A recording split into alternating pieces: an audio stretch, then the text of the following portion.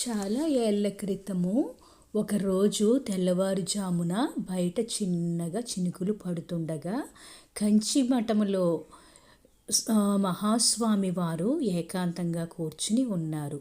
భక్తులందరూ దర్శించుకుని వెళ్ళిపోయిన తరువాత మహాస్వామి వారు తమ గదిలోకి వెళ్ళడానికి లేవబోతుండగా ఒక ముసలి మామ ఒక యువతి పరుగు పరుగున వచ్చి మహాస్వామి వారికి నేలపై పడి నమస్కారం చేసి నిలబడ్డారు. స్వామివారు మరలా కూర్చుని వారిని తేరిపారా చూశారు. సంతోషంతో మొహం వెలుగుతుండగా అరే అరే ఎవరు? మీనాక్షి పొన్నినా? ఏమిటి ఆశ్చర్యము? ఇంత ఉదయాన్నే వచ్చావు? నీతో ఉన్నది ఎవరు? నీ మనుమరాలా? ఏమిటి పేరు అని అడిగారు. మీనాక్షి పుట్టి స్వామివారితో, పెరియవా, నేను చాలా ఏళ్ళుగా నీ దర్శనానికై వస్తున్నాను, కానీ ఏ రోజు మీరు నా గురించి చెప్పుకోలేదు.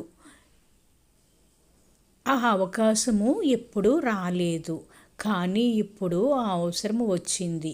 ఈ అమ్మాయి నా మనవరాలు, కూతురు కుమార్తె. ఇక్కడ పుట్టడం వల్ల కామాక్షి అని పేరు పెట్టాను. నాకు ఒక్కతే కూతురు. ఈ పిల్లను నా చేతుల్లో పెట్టి తను పోయి 12 సంవత్సరాలు అవుతోంది. ఏదో జబ్బు తనకి. తన భర్త కూడా తనకంటే ముందే పోయాడు గుండెపోటు వల్ల. ఈ పిల్లతో కలిసి జీవితం నెట్టుకొస్తున్నాను. పాఠశాలకు పంపిస్తే చదువు తలకెక్కలేదు. 5th గ్రేడ్తోనే చదువు ఆపేసింది. ఇప్పుడు తనకు 15 సంవత్సరాలు. దీన్ని ఒక అయ్య చేతిలో పెడితే నా బరువు బాధ్యతలు తీరుతాయి. స్వామివారు అంతా ఓపిగ్గా విన్నారు. ఇంత పొద్దున్నే నువ్వు రావడంతో నేను అనుకున్నాను, మామూలుగా 10 గంటలప్పుడు చంద్రమౌళేశ్వరి పూజకి పారిజాతపు పూలు తెచ్చేదానివి కదా, ఇప్పుడు వచ్చావంటే ఏదో అవసరం ఉంది అని అన్నారు స్వామివారు. ఏమిటి విషయము అని అన్నారు. మొదట కొద్దిగా సంకోచిస్తూ, ఏమీ లేదు పెరియవా, అమ్మాయికి మంచి సంబంధం వచ్చింది. అబ్బాయిది కూడా ఈ ఊరే, పాఠశాలలో ఉపాధ్యాయుడు అబ్బాయి. 65 రూపాయలు జీతము, మంచి కుటుంబము, ఇచ్చిపుచ్చుకునే బాధలు లేవు, జాతకాలు కూడా బాగా కలిశాయి. మీరే ఎలాగో ఈ వివాహం జరిపించాలి పెరియవా అని స్వామివారికి నమస్కరించింది.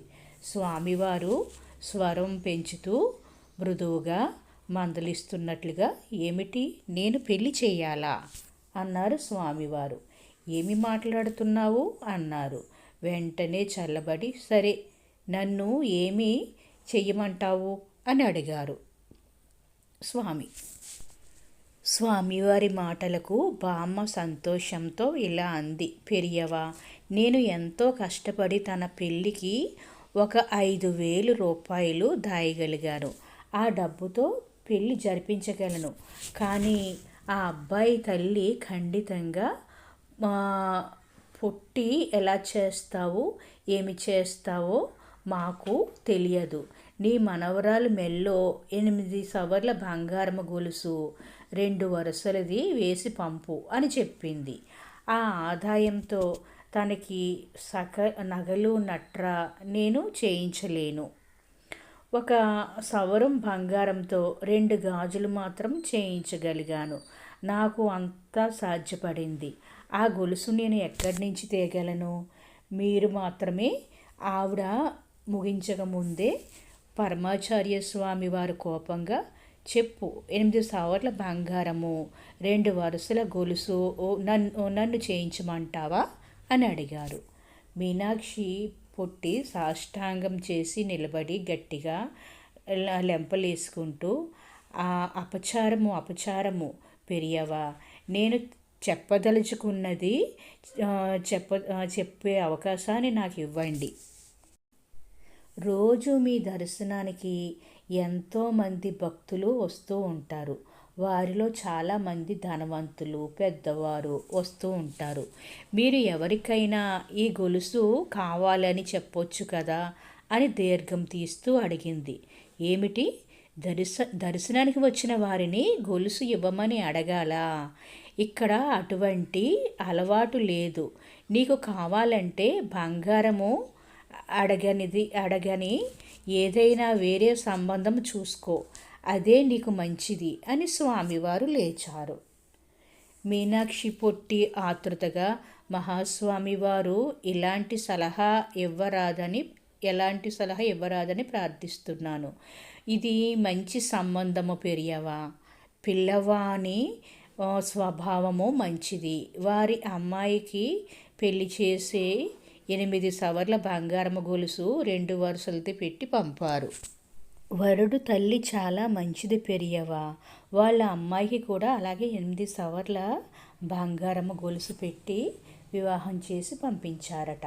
కావున తమ ఇంటికి వచ్చే అమ్మాయికి కూడా అలానే కావాలని, అలాగే రావాలని వారి కోరిక. మరేమీ లేదు పెరియవా. ఈ విషయంలో మీరే నాకు దారి చూపించండి అని ఏడుస్తూ అర్థించింది. వెళ్ళడానికి లేచిన మహాస్వామివారు మరలా కూర్చున్నారు. కొద్దిసేపు ఆలోచనలో మునిగిపోయారు. తరువాత కరుణాపూరితమైన మాటలతో, నేను ఇప్పుడు చెప్పేది మీరు చేస్తారా అని అడిగారు. ఖచ్చితంగా చేస్తాను పెరియవా. ఏమిటో చెప్పండి, పొట్టి ఉచ్చుకతో అడిగింది. రేపు నీ మనవరాలితో కలిసి కామాక్షి అమ్మవారి దేవస్థానానికి వెళ్ళి ఇద్దరూ అమ్మవారిని ప్రార్థించండి. అమ్మ, 8 సవర్ల బంగారు గొలుసుతో ఈ పెళ్ళి బాగా జరిగేటట్టు దీవించమ్మా. నీవే దానిని కరుణించమ్మా. ఆ పసిదానిపై కరుణ చూపమ్మా అని గుడి సన్నిధి చుట్టూ 5 సార్లు ప్రదక్షిణ చెయ్యండి. 5 సార్లు అమ్మవారికి నేలపై పడి నమస్కారము పెట్టి చేసి ఇంటికి వెళ్ళండి. ఇలా 5 రోజుల పాటు చెయ్యండి. మీరు సంకల్పించినట్టుగా మీకు కావలసింది కామాక్షియే ఇస్తుంది అని ఆశీర్వదించి పంపించారు స్వామివారు. మీనాక్షి పొట్టి సాష్టాంగం చేసి నిలబడి, అదేమిటి పెరియవా, మీరు అన్నీ 5గా చెయ్యమంటారు అని పొట్టి ఆతృతతో, అలా చేస్తే మీనాక్షి అమ్మ నా మనవరాలు కామాక్షి పెళ్ళికి చేస్తుంది కదా అని అడిగింది. 5 మార్లు చెయ్యమని నా కోసం చెప్పడం లేదు. అమ్మవారి నామాలలో పంచసంఖ్యోపచారిణి అని ఉంది. 5 గుణిజాలుగా ఏమైనా చేస్తే ఆవిడ మన కోరికలు తీరుస్తుంది అని చెప్పి నేను అదే చెప్పాను, మరింకేం లేదు అని అన్నారు. అప్పుడు ఎప్పుడు మొదలు పెట్టాలి పెరియవా? స్వామివారు నవ్వుతూ, శుభస్య శీఘ్రం అని ఒక నానుడి. ఈరోజు శుక్రవారము, ఇంకేం ఈరోజు నుండే మొదలు పెట్టండి అని చెప్పి వారిని పంపించారు. తన మనుమరాలతో కలిసి బామ్మ కామాక్షి అమ్మవారి దేవస్థానానికి దారితీశారు. ఆ రోజు శుక్రవారం అవడం వల్ల చాలా రద్దీగా ఉంది. అమ్మవారు ప్రత్యేక అలంకరణలో దర్శనమిస్తోంది. స్వామివారి ఆనతి ప్రకారము ఇద్దరు కళ్ళు మూసుకుని ప్రార్థించారు. పొట్టి తన మనమరాలతో పేరు, నక్షత్రము చెప్పి అర్చన చేయించి ప్రసాదం తీసుకుంది. తరువాత ఇద్దరు 8 సవర్ల 2 వరుసల బంగారు గొలుసు గురించి ప్రార్థించి లోపలికి వెళ్ళి గర్భాలయం చుట్టూ 5 మార్లు ప్రదక్షిణ చేశారు. స్వామివారి చెప్పినట్లు 5 సార్లు నేలపై పడి నమస్కరించి అమ్మవారిపై విశ్వాసంతో ఇంటికి వచ్చారు. శనివారం ఉదయం మీనాక్షి పొట్టి వనవరాలతో కలిసి పారిజాత పూలు తీసుకుని శ్రీమఠానికి వెళ్ళింది. ఆ రోజు చాలా రద్దీగా ఉంది. ఒక 20-30 మంది భక్తులు వెనకాతల పొట్టి నిలబడి ఉంది. తన ముందున్న వ్యక్తి మరొక వ్యక్తితో చెప్పగా విన్నది, ఈరోజు అనుషము అంటే అనురాధ నక్షత్రము, పరమాచార్య స్వామివారి జన్మ నక్షత్రము. కాబట్టి స్వామివారు ఈరోజు కాస్త మౌనంతో ఉంటారు, ఎవరితోనూ మాట్లాడరు, కేవలం ముఖ దర్శనం మాత్రమే. మీనాక్షి పొట్టి ఆతృత నీరు కారిపోయింది.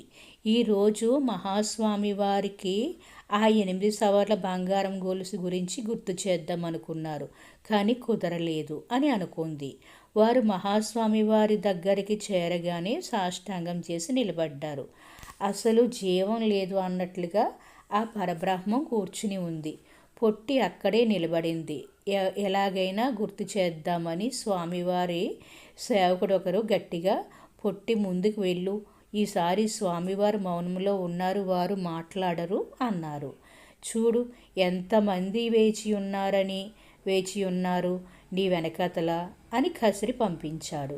చేసేదేమీ లేక మనవరాలితో కలిసి కామాక్షి అమ్మవారి దేవస్థానానికి దారితీసింది. మహాస్వామి వారి ఆజ్ఞ ప్రకారము అమ్మవారు పంచ సంక్షోపచార పూజ చేసి ఇంటికి వెళ్ళిపోయారు. తరువాత 2వ రోజు స్వామివారు మౌనంతో ఉన్నారు. పొట్టి ఆమె మనవరాలు కేవలం మహాస్వామివారి మఠంలో దర్శించుకున్నారు. ఆమెకు ఆందోళన ప్రారంభమైంది. 5 రోజులలో 4 రోజులు గడిచిపోయాయి.